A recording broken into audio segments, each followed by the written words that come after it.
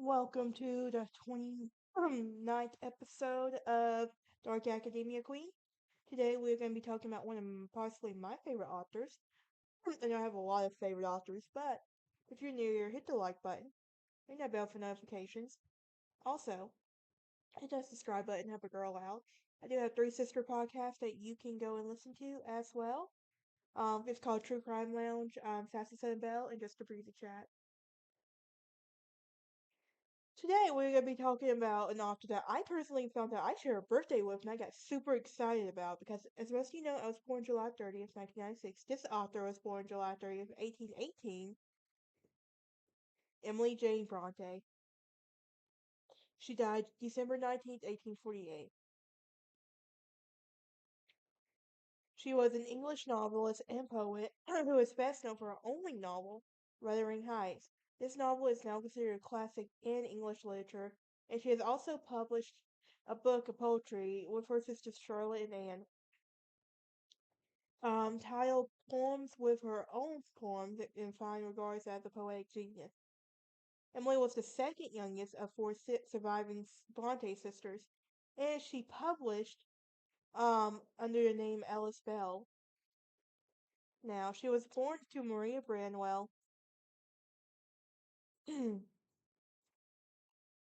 and Patrick Bronte, and the family was living on Market Street and a house known as Bronte's birthplace in the village of Thornton and on the outskirts of Bradford, England.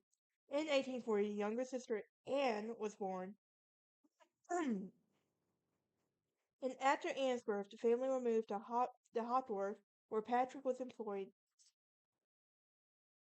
as a perpetual curate. In Hawthorne, the children would have opportunities to develop their literary talents. When Emily was three, her and her siblings lost their mom to cancer on September 15th, 1821. She was then cared for by her aunt Emily Branwell.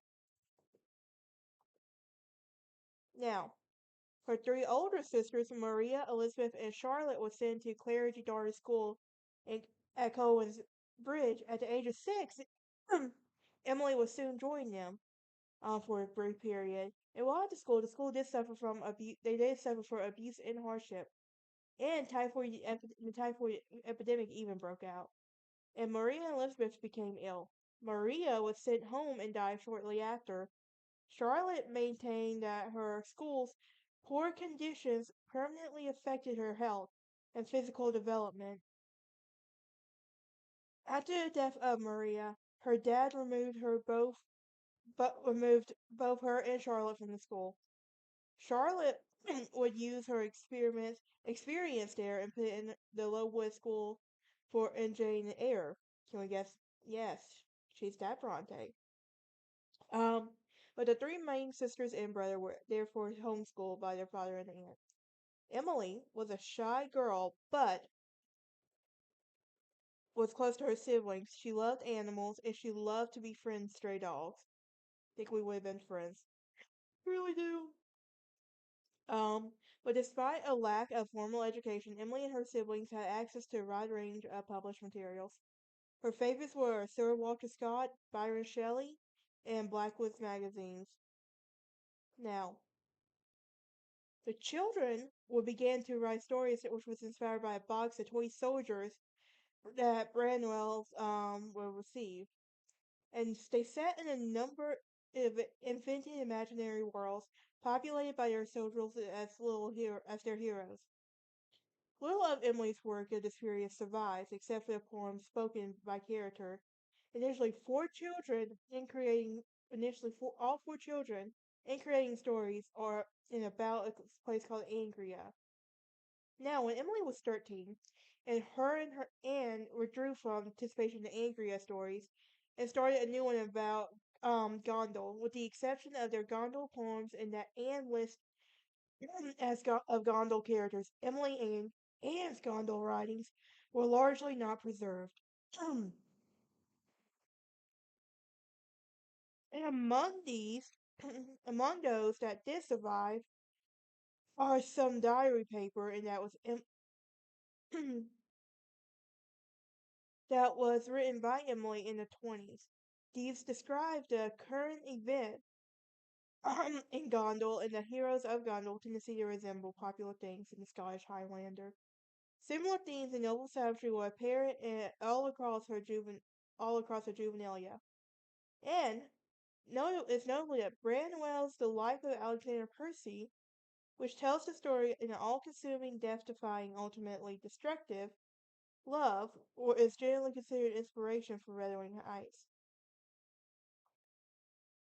Um, and at 17, Emily began to attend um, the Row Girls Head Girls Schools.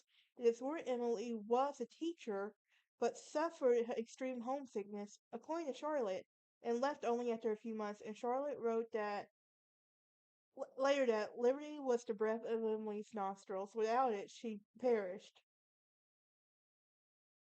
Emily would return home, and Anne took her place.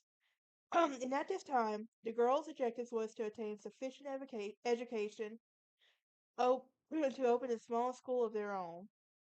Now, let's talk about the adulthood. So, when she became a teacher at Law Hill School in Halifax, beginning in September 1838, when she was 20, her health soon broke under the stress of 17-hour workdays, and she would return home in April 1839. Thereafter, she remained at home, helping with the family servants with the cooking, ironing, cleaning at Haworth. And she taught herself German from books and other practice the piano. Emily was an accomplished pianist.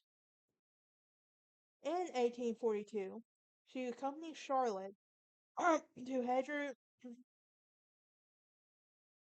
pensionat in Brussels, where they attended the Girls' Academy ran by Constantine Hager in hope of perfecting their French and German before opening their school. Unlike Charlotte, Emily was uncomfortable in Brussels and refused to adopt a Belgian fashion. Now, 9 of Emily's French essays survive from this period.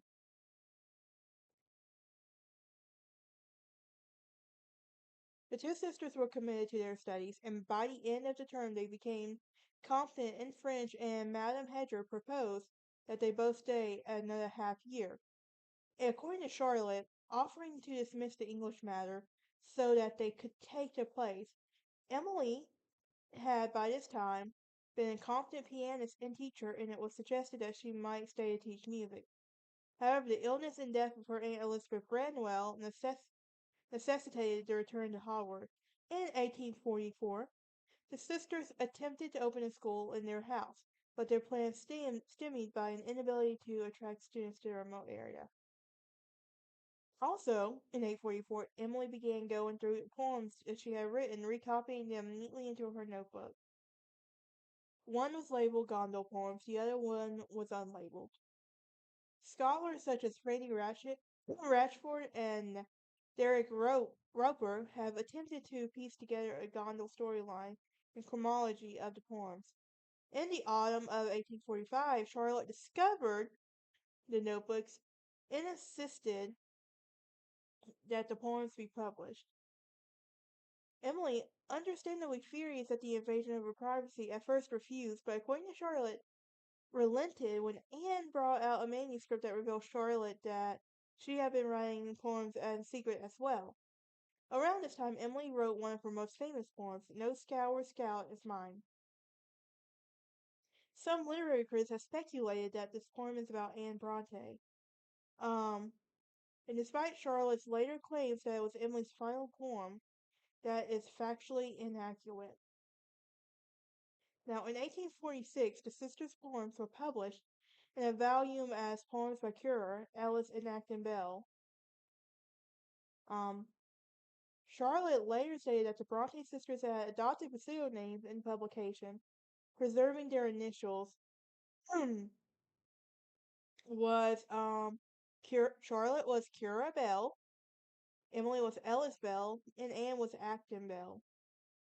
And Charlotte wrote in a biographical notice of Ellis and Acton Bell that their ambiguous choice was dictated as a sort of conscientious scruple that assuming a Christian name positively masculine While we did not declare ourselves women because we have a vague expectation of the authorities and are liable to be looked on with prejudice.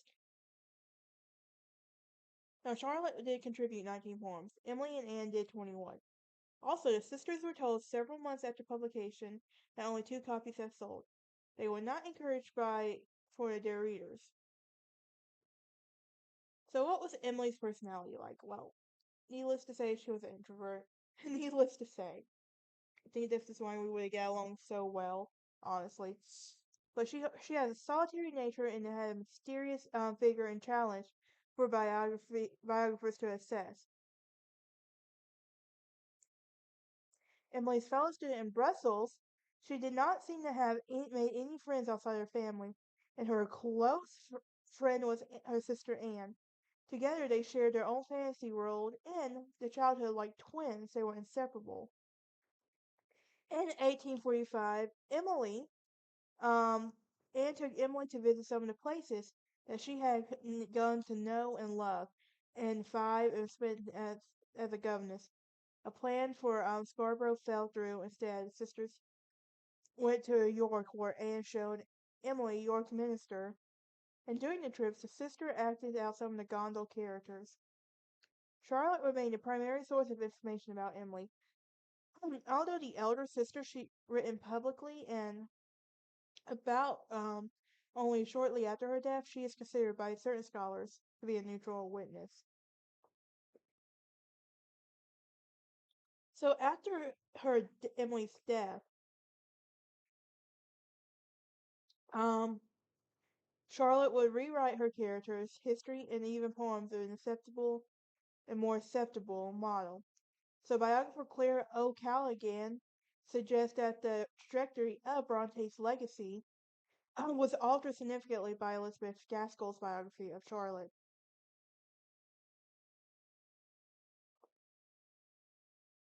Charlotte presented Emily as someone who was a natural love of the beauty in nature and became somewhat exaggerated owing her shy nature, portraying her as too fond of the Yorkshire moors and a homesick woman whenever she was away.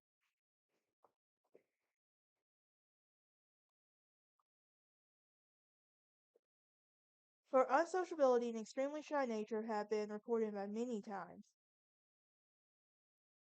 In a similar description, now, in a similar description, it states Emily loved the solemn sorts that she loved all around the world, free and things. And critics attest that that her love for the Moors is to manifest in Wuthering Heights. Ugh. Sorry, guys. Oh.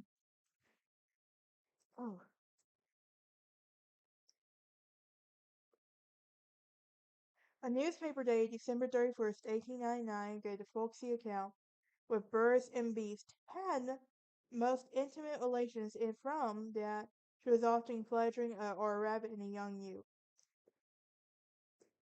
Elizabeth, in her biography of Charlotte, told the story of Emily punishing her pet dog keeper for lying. And according to Gaskell, she struck him with her fist, and he was half blind with his eyes swelled up. The story has been called into question by many biographers and scholars.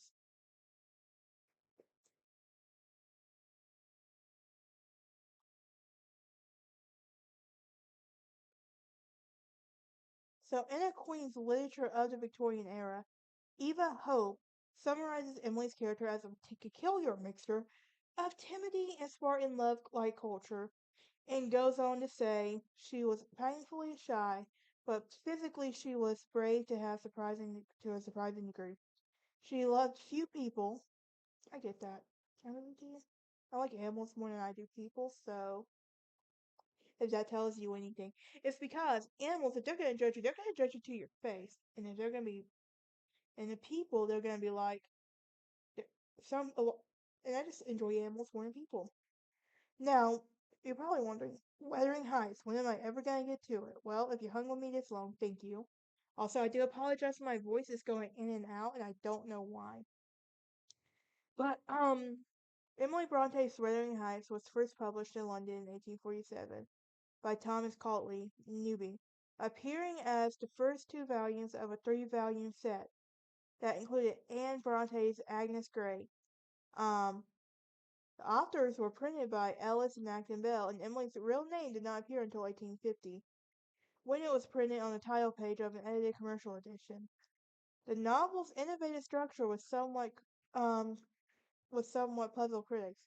Wuthering Heights' violence and passion led to the Victorian public and many viewers um, to think it had been written by a man, and according to Juliet Gardner, the vivid sexual passion and power and language was impressed. Literary critic Tom Jordy focused contextually on his reaction, and even though the novel did receive mixed reviews, um, when it first came out, it was condemned for its portrayal of immoral passion, and the book became an English classic literary literature. But she never really knew this level of fame. Now, let's move on to her death, shall we? Um, Brass plaques owned her family's vault, so Emily's health was probably weakened by the harsh local climate and the unsanitary conditions at home, where water was contaminated and ran across the church's graveyard. Branwell died suddenly September 24th, 1848. At his funeral service a week later, Emily caught a severe cold and quickly developed inflammation in the lungs and led to TB. Though her condition worsened steadily, she rejected medicine and all other remedies,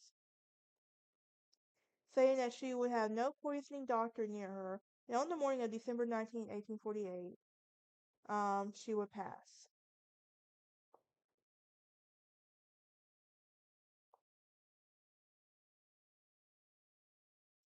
She would leave a legacy behind her.